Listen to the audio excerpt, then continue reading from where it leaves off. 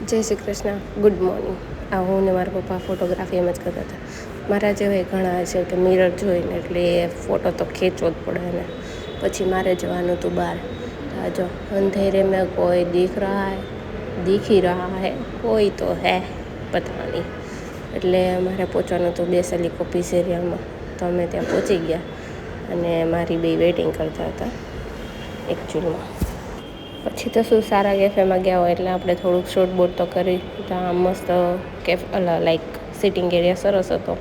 એક ટેબલવાળો ને એક નીચે બેસીને બી જમી શકો, ઇન્ડિયન સિટિંગ ટાઈપ. પછી અમે એક ગાર્લિક બ્રેડ, પિઝા અને લઝાનિયા મંગાવી લીધા હતા. એટલે હું એમ જ કહું છું કે ફૂડ સરસ છે, સર્વિસ બી બહુ સારી છે, જવા જેવું છે. પછી તો શું, બેક ટુ હોમ. પછી રસ્તામાં અમે ડેઝર્ટ માટે એક જગ્યાએ ગયા હતા, હોટ ચોકલેટ મંગાવી.